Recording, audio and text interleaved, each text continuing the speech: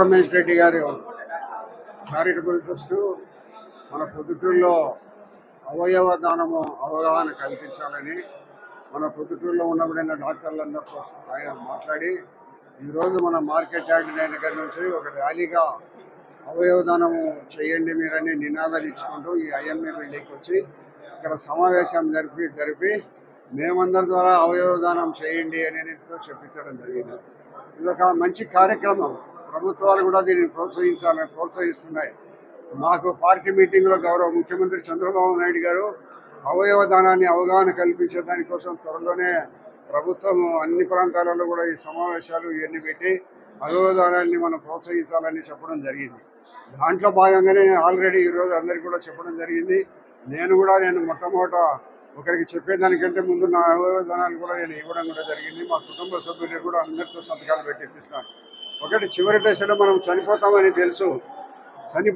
తెలిసినప్పుడు అతని శరీరంలో ఉంది కొన్ని భాగాలు, 5-6 భాగాలు ఎవరికైనా కూడా అటు అది ఆ లివర్ కానీ మన కళ్ళు కానీ మన అవయవంలో ఉండబడిన ఏ ఒక్కటైనా కూడా ఇతరులకు పనికొస్తుందని తెలిసినప్పుడు మనం చనిపోయే దశలో అతనికి ఇచ్చిన దానివల్ల తప్పేముంది?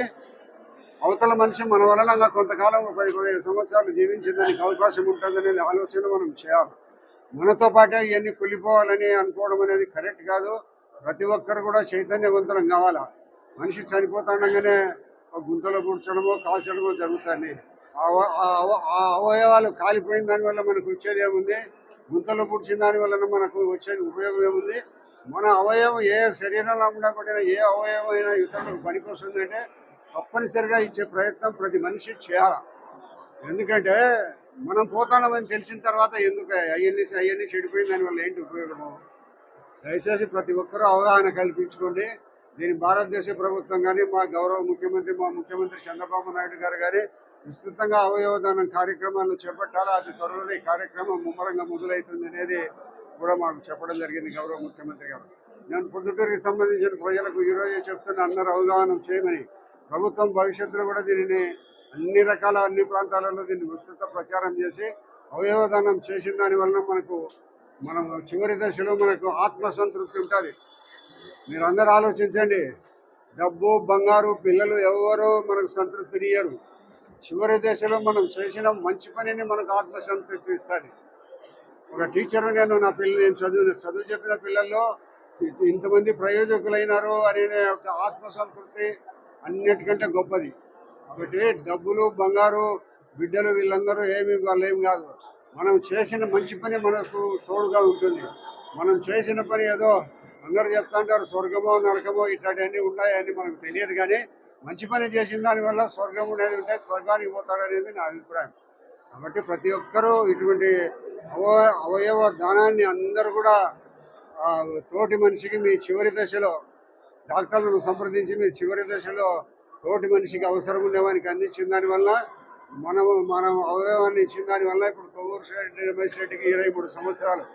నాకు ఆయన ఆపరేషన్ టైం నుంచి కూడా నాకు తెలుసు, అతనికి ఇబ్బంది పడే సమయాలు కూడా తెలుసు. ఈరోజు గుండ్రాయి ఉన్నట్టున్నాడు 23 సంవత్సరాలు అయినా కూడా.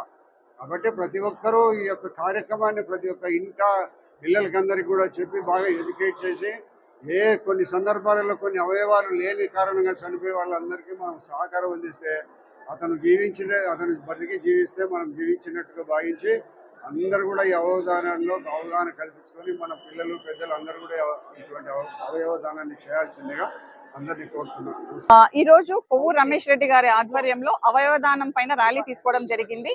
ఈ అవయవదానం అనేది చాలా ఇంపార్టెంట్ అండి అందరికీ కూడా. ఒక్క మనిషి అవయవాలను 8 రకాల అవయవాలను దానం చేయొచ్చు. దీంట్లో కూడా 2 రకాలు ఉంటాయన్నమాట. జీవదానం అని అంటాము, మృత్యుదానం అని అంటాము. జీవదానం అంటే మనం బతికున్నప్పుడు ఇచ్చే దానం అన్నమాట. అంటే లివర్ కానీ కిడ్నీ కానీ ఇటువంటివన్నీ జీవదానం కిందకి వస్తాయి. మృత్యుదానం అంటే చనిపోయిన తర్వాత ఇచ్చే వాటిని మృత్యుదానం అని అంటారు. అంటే దాంట్లో వచ్చేసేసి మనకి గుండె, ఊపిరితిత్తులు ఇటువంటివన్నీ వస్తాయన్నమాట. సో ఈ అవయవదానానికి బాబాయ్ ఈ ప్రోగ్రామ్ చేయడం అనేది చాలా సంతోషకరమైన విషయం అండి. ఎందుకంటే అవేర్నెస్ అన్నది లేదు బేసిక్ గా జనాలలో. అంటే మనం బ్రెయిన్ డెడ్ అయినప్పుడు అవయవాలు తీసుకొని ఇస్తే 8 మంది బతుకుతారు అన్నది. సో అందరూ మీ మీడియా మిత్రులందరికీ ఒకటే విన్నపం అండి, దీనిపైన ఈ అవేర్నెస్ ప్రోగ్రామ్ ని కొంచెం బాగా చేయమని కోరుతున్నాము. Thank you. అందరికీ మహిళా దినోత్సవ శుభాకాంక్షలు. అవయవ దానం గురించి కొవ్వూరు రమేష్ రెడ్డి గారు ప్రతి సంవత్సరము ఈయన ఏదో ఒక విధంగా అవేర్నెస్ తీసుకొస్తున్నారు. అవయవదానం చేసుకుని 23 సంవత్సరాలు అయింది ఆ అంకులు.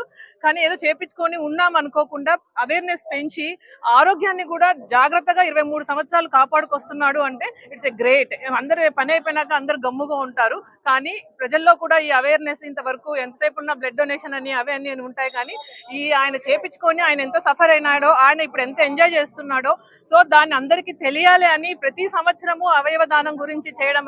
నమస్కారము. నాకు 2002 సంవత్సరంలో లివర్ ప్రాబ్లం వచ్చింది. అప్పుడు మొత్తం ఇండియాలో ఉండబడిన కార్పొరేట్ హాస్పిటల్స్ అంతా తిరగడం జరిగింది. అనుకోకుండా హైదరాబాద్లో 2002 సంవత్సరం గ్లోబల్ హాస్పిటల్ అని చెప్పి ఒకటి కొత్తగా పెట్టడం జరిగింది. ఆ హాస్పిటల్లో 2003 సంవత్సరం 11 మార్చి 2003 సంవత్సరము వరంగల్కు సంబంధించిన అమ్మాయి, పూజారి కూతురు స్వప్న అనే అమ్మాయి బ్రెయిన్ డెత్ అవయవదానానికి వాళ్ళ కుటుంబం ముందుకు వచ్చి నాకు ఇవ్వడం జరిగింది. మొట్టమొదటి మహిళ ఆంధ్రప్రదేశ్లో అవయవదాత స్వప్న అనే అమ్మాయి. ఈరోజు మహిళా దినోత్సవం సందర్భంగా మరియు నాకు ఈరోజు నేను క్షేమంగా ఉండాలంటే ఆ అమ్మాయే కారణం కాబట్టి వారి కుటుంబానికి ముఖ్యంగా నేను ధన్యవాదాలు తెలియజేస్తున్నాను. 2003 సంవత్సరం లివర్ ట్రాన్స్ప్లాంట్ అయిపోయిన తర్వాత నాకు తిరిగి వారి కుటుంబాన్ని పొద్దుటూరు పిలిపించి 2007 సంవత్సరంలో IMI బిల్డింగ్లోనే మేము వాళ్ళకి సన్మానం చేయడం జరిగింది. ఆర్థికంగా మీకు సాయం చేస్తామంటే వాళ్ళు మాకు వద్దు, నువ్వు క్షేమంగా ఉంటే చాలన్నారు. అప్పుడు కొవ్వూరు రమేష్ రెడ్డి చారిటబుల్ ట్రస్ట్ పొద్దుటూరులో నేను స్థాపించడం జరిగింది. వెంటనే మహిళలకు తక్కువ వడ్డీకి రుణాలు ఇచ్చే కార్యక్రమం మొదలుపెట్టాను. దాదాపు 10,000 మందికి మహిళలకు పొద్దుటూరులో తక్కువ ఇంట్రెస్ట్కు ఇవ్వడం జరిగింది. తర్వాత 2009 సంవత్సరంలో మళ్ళీ కిడ్నీ ప్రాబ్లం వచ్చింది. బ్రెయిన్ డెత్ సంబంధించిన గుంటూరు సంబంధించిన అబ్బాయి నాకు కిడ్నీ ఇవ్వడం జరిగింది. 2 అవయవాలు తీసుకొని మనం క్షేమంగా ఉండామనే ఉద్దేశంతో ప్రతి సంవత్సరం కూడా పొద్దుటూరు నందు ఏదో ఒక కార్యక్రమం, మెడికల్ క్యాంపు కానీ ఇంకోటి కానీ ఏదో ఒక కార్యక్రమం చేస్తున్నాం. దాదాపు ఆ వచ్చిన ఇంట్రెస్ట్ కూడా మేము తీసుకోకుండా ఆ అమ్మాయి పేరుతోనే స్టీల్ గోకులు ఒక సంవత్సరం ఇవ్వడము, దాదాపు కుట్టు మిషన్లు అయితే 800 మందికి ఉచితంగా ఇవ్వడము, అలాగే ఒక సంవత్సరం మొత్తం పొద్దుటూరు తాలూకాలో ఉండబడినటువంటి 6వ తరగతి నుంచి 10వ తరగతి వరకు గవర్నమెంట్ స్కూల్స్ అన్నింటిలో కూడా బుక్కులు ఉచితంగా ఇవ్వడం జరిగింది ఆ అమ్మాయి ఫోటో వేసి బుక్స్ పైన. అంతేకాకుండా లాస్ట్ ఇయర్ కూడా 3K 5K రన్ కూడా పెట్టాము, అది కూడా గ్రాండ్ సక్సెస్ అయింది. తర్వాత నేను 2014 సంవత్సరంలో క్షేమంగా ఉన్నాననే ఉద్దేశంతో పొద్దుటూరు నుంచి తిరుమలకు పాదయాత్ర చేయడం జరిగింది. తిరుమలకు కూడా నేను పాదయాత్ర చేసినప్పుడు అన్ని కాలేజీలు అన్ని స్కూల్స్లో కూడా మీటింగులు చెప్తూ అవయవ అవగాహన కోసమే చేయడం జరిగింది. అది సక్సెస్ అయిన తర్వాత మళ్ళా రెండో పాదయాత్ర 2016 సంవత్సరంలో తిరుపతి నుంచి విజయవాడ కనకదుర్గమ్మ గుడి వరకు చేయడం జరిగింది. దాంట్లో కూడా ప్రతి ఊర్లో ఎక్కడ పోయినా కూడా జనం విపరీతంగా రావడము, కాలేజీలు, స్కూల్స్, అందరూ డాక్టర్లు, డిపార్ట్మెంటల్, పొలిటికల్ ఎక్కడ పోయినా వెల్కమ్ చెప్పి నాకు ఘనంగా ఈ కార్యక్రమం సక్సెస్ అయింది. తర్వాత మూడో కార్యక్రమం చేస్తుంటే నాకు మోకాలు నొప్పి వచ్చేసి ఇంతటితో నేను స్టాప్ చేయడం జరిగింది. కాబట్టి నేను చెప్పేది ఏమంటే ప్రతి ఒక్కరు కూడా అవయవదానానికి ముందుకు రావాలా. నేను ఈరోజు ఈ ప్రోగ్రాం పెట్టడానికి కారణం ఏమంటే ఒక్కటే చోట డాక్టర్స్, నర్సులు ఇంతమంది అవయవదానానికి రావడం నాకు తెలిసినంత వరకు ఇండియాలోనే ఇదే ప్రథమం. కాబట్టి ప్రతి డాక్టర్స్ కూడా మీరు అవయవదానానికి ముందుకు వస్తే ప్రజల్లో అవేర్నెస్ వస్తుంది. కాబట్టి ఇక్కడే కాదు, ఇండియాలో ఎక్కడైనా కానీ, ఆంధ్రప్రదేశ్ కానీ, తెలంగాణ కానీ అన్ని చోట్ల కూడా ఈ కార్యక్రమం జరిగితే కనుక త్వరగా ప్రజల్లోకి పోతుంది. అలాగే ఈరోజు మన ప్రొద్దుటూరు నంద్యాల వరదరాజిరెడ్డి గారు అవయవదానానికి ముందుకు వచ్చినారు. వారి కుటుంబం అంతా కూడా ఇస్తామని చెప్పడం జరిగింది. ఇది ఎంతో సంతోషదగ్గ విషయం. అలాగే పొలిటికల్గా కూడా ఎమ్మెల్యేలు కూడా ఏ కాన్స్టిట్యూషన్లో వాళ్ళు కూడా ఈ కార్యక్రమం చేపడితే కనుక కొన్ని వేల మంది ప్రాణాలను కాపాడిన వారు అవుతారు. వెయిటింగ్ లిస్ట్లో కొన్ని లక్షల మంది ఉన్నారు అవయవాల కోసం. ఇచ్చేవారి సంఖ్య 1% కూడా లేదు. కాబట్టి దీన్ని వృద్ధి చెందాలా చేయాలంటే బ్రెయిన్ డెత్ అనేది ఒకటే కాదు. దీంట్లో మనకు మెయిన్ మరణం అనేది రకరకాలుగా ఉంటుంది. బ్రెయిన్ డెత్ ఒక యాక్సిడెంటే కాదు. తర్వాత కొన్ని రకాల బ్రెయిన్ డెత్ అంటే కనుక బ్రెయిన్ స్ట్రోక్ వచ్చిందో లేదు కూడా అవయవాలకు పనికొస్తుంది. ఇంకా కొన్ని మరణాలు ఉన్నాయి, కొన్ని చనిపోయేటి వాళ్ళని కూడా మన అవయవదానానికి ఉపయోగపెట్టుకోవచ్చు. కాబట్టి ప్రజలందరూ గ్రహించి ఈ అవయవదానానికి ముందుకు రావాలని చెప్పి సెలవు తీసుకుంటున్నాను. ఈ ముఖ్య ఉద్దేశం ఏంటంటే వైద్యులే అవయవదానానికి ముందుకు వస్తే సామాన్య ప్రజలు అపోహలు లేకుండా ఈ అవయవదానం చేయడానికి ముందుకు వస్తారనే ముఖ్య ఉద్దేశంతో ఈరోజు ఈ కార్యక్రమం చేపట్టడం జరిగింది. దాని ఉద్దేశం కూడా నెరవేరింది. దాదాపు 100 మంది వైద్యులు ఆల్రెడీ తమ అంగీకార పత్రాన్ని ఇవ్వడం జరిగింది. మిగతా వారితో కలిపితే నర్సింగ్, వెటర్నరీ వీరందరితో కలిపితే, డెంటల్ వైద్యులతో కలిపితే దాదాపు 200 మంది ఇప్పటికే అయ్యారు. సో ఈ ర్యాలీ యొక్క ఈ ప్రోగ్రాం యొక్క ముఖ్య ఉద్దేశం ఆల్రెడీ నెరవేరట్లే. అదేవిధంగా ఈరోజు ఈ కార్యక్రమానికి ముఖ్య అతిథిగా విచ్చేసినటువంటి శ్రీ నంద్యాల వరదరాజిరెడ్డి గారి కూడా తమ అంగీకార పత్రాన్ని ఇవ్వడం జరిగింది. అదే కాకుండా వారి కుటుంబ సభ్యులతో కూడా ఈ అవయవదానంకి అంగీకార పత్రం ఇస్తానని ఆయన హామీ ఇవ్వడం జరిగింది. సో ఈ విధంగా సమాజంలో కొద్దిమందిని ఇన్ఫ్లుయెన్స్ చేయగల వ్యక్తులు ముందుకు వస్తే దాని అనుగుణంగా మిగతా వారు కూడా దాన్ని చూసి ముందుకు వస్తారనే ముఖ్య ఉద్దేశంతో ఈ కార్యక్రమం చేశాము. ఇంకోటి చూస్తే అవయవదానం చేసినటువంటి వ్యక్తులకు ప్రభుత్వం కూడా చాలా మంచి గౌరవం ఇస్తూ ఉంది.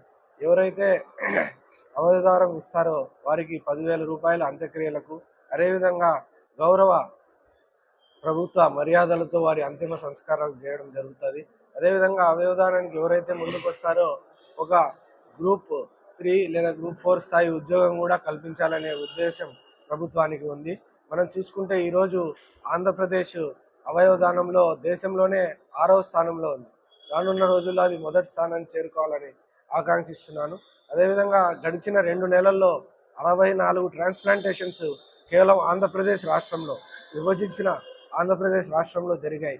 కాబట్టి ఇవన్నీ చూస్తే మనము ఈ అంశంలో రాష్ట్రం ఖచ్చితంగా ముందుకు పోతా ఉందని మనకు తెలుస్తూ ఉంది. అదేవిధంగా ఈ జీవనదానంకు మన మంత్రి ఆరోగ్య శాఖ మంత్రి శ్రీ సత్యకుమార్ యాదవ్ గారు కూడా గట్టి కృషి చేస్తూ ఉన్నారు గడిచిన సంవత్సరన్నర కాలంగా. తదనుగుణంగానే ఈరోజు ఈ ఫలితాలు. కేవలం 2 నెలల్లో విభజిత ఆంధ్రప్రదేశ్లో 64 అవయవదానాలు జరిగాయంటే అదొక్కటే ఒక చిన్న ఎగ్జాంపుల్. కాబట్టి ఈ కార్యక్రమంలో పాల్గొన్నటువంటి ప్రతి ఒక్క వైద్యుడికి మరియు ఎమ్మెల్యే శ్రీ నంద్యాల వరదరాజిరెడ్డి గారికి, మరియు డెంటల్ అసోసియేషన్ వారికి, రోటరీ క్లబ్ వారికి, వెటర్నరీ కాలేజీ సిబ్బందికి మరియు విద్యార్థులకు, అదేవిధంగా సమతా నర్సింగ్ కాలేజ్ స్టాఫ్ మరియు విద్యార్థులందరికీ కూడా నా హృదయపూర్వక, అదేవిధంగా ఈ కార్యక్రమ రూపకర్త శ్రీ రమేష్ రెడ్డి గారికి కూడా నా హృదయపూర్వక ధన్యవాదాలు.